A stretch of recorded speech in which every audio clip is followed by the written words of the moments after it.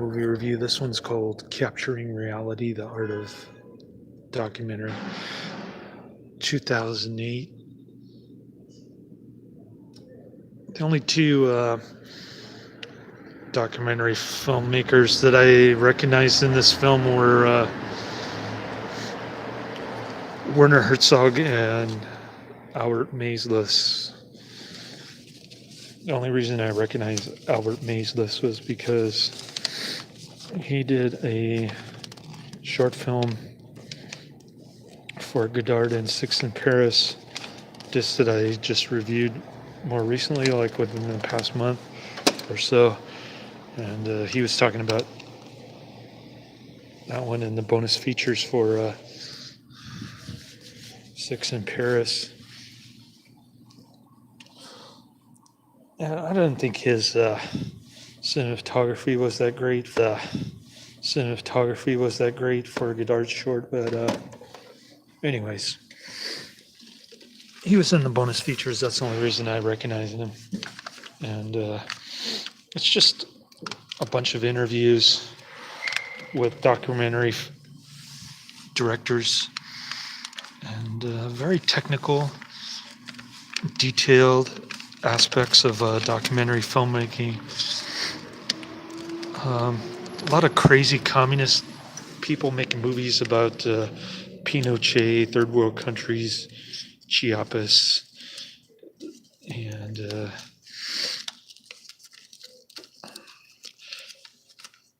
various communist directors. There's a tree hugger guy who lives in the rainforest, that sort of thing. Not my cup of tea. I'm giving this one 2 out of 5 stars. I thought it was mildly interesting, the debates that are raging in the documentary film community about whether to use music or is there there's a debate over subjective reality and objective reality. I think Werner Herzog talks about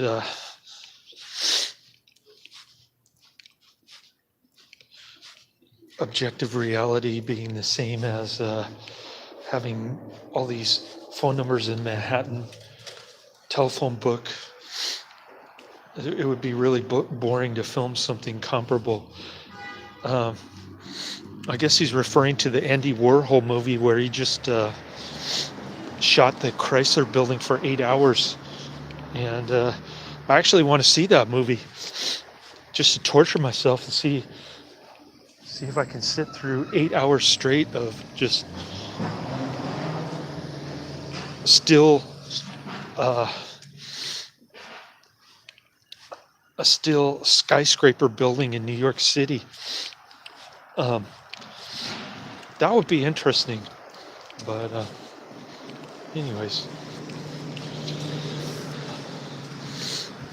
I think Werner Herzog is using a little bit of hyperbole when he says that, and they actually point him out for being deceitful in Little Dieter Learns How to Fly. He completely staged that whole thing where Dieter Dengler is opening and closing the door to test his reality that he's a free man after being captured in Laos. So that was completely staged by Werner Herzog. Didn't have anything to do with reality.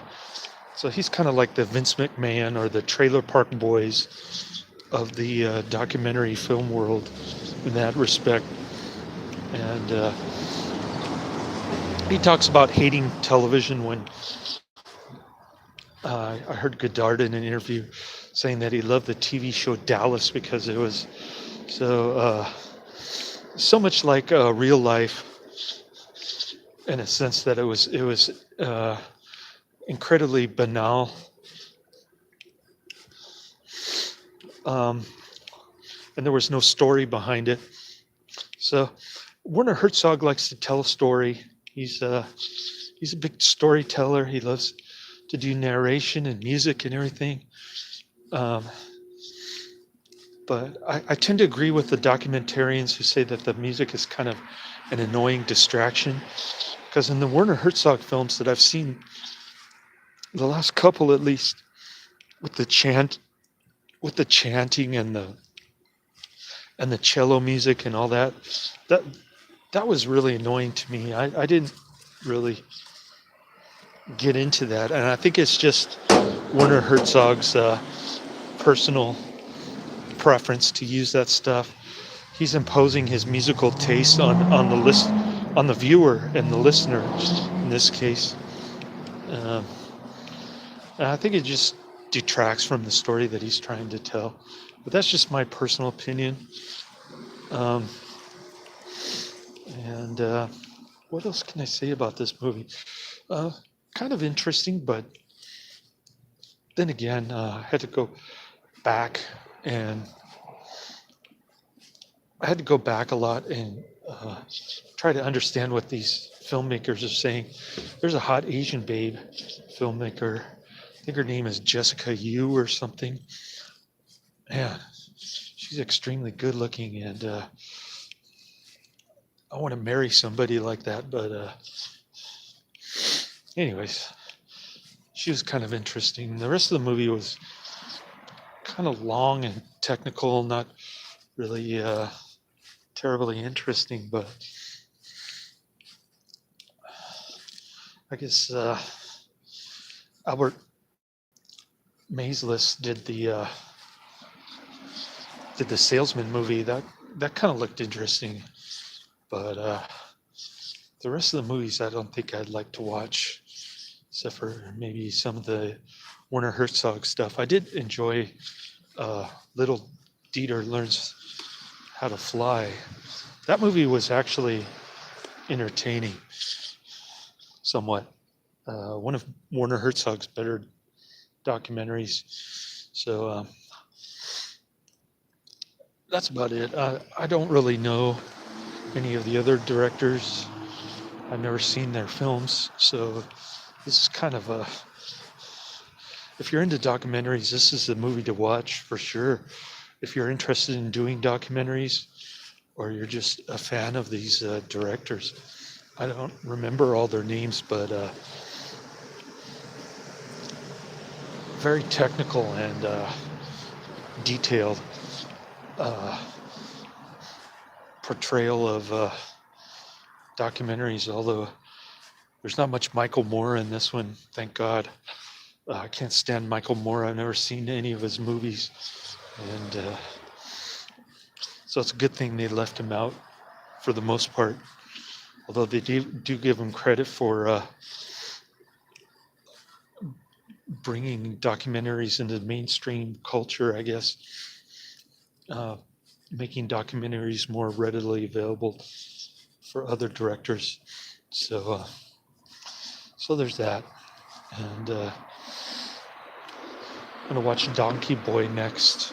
Probably start watching it this morning when I pick up my son. So I'm excited. Donkey Boy. I saw. I took a youngin' gal with hairy legs to see Kids, which is made by the same director who did Donkey Boy.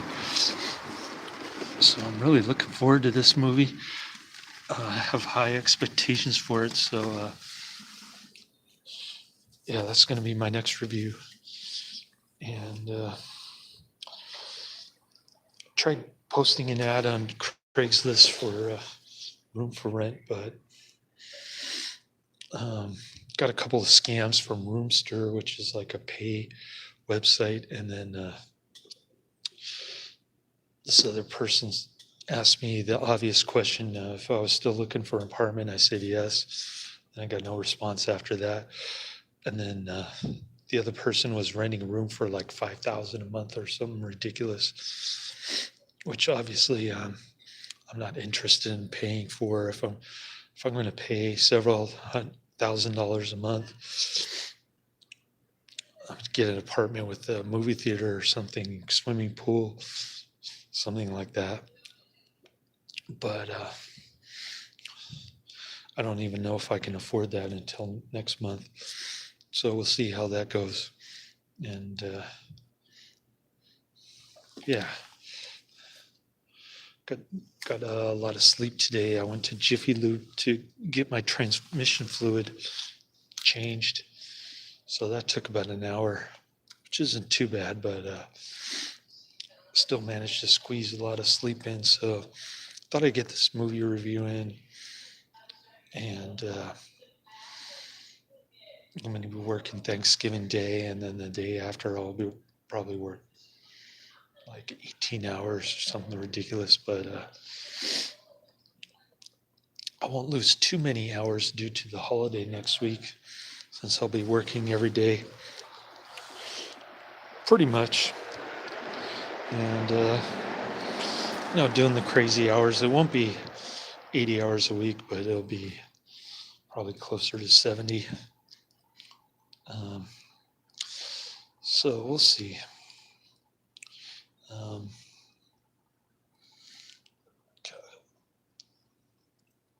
Yeah, this movie's about an hour and a half long. So not too long, but like I said, very detailed. I'm not familiar with most of the movies or the directors, but anyways, if you like documentaries, I can recommend this, but otherwise I'd say skip it.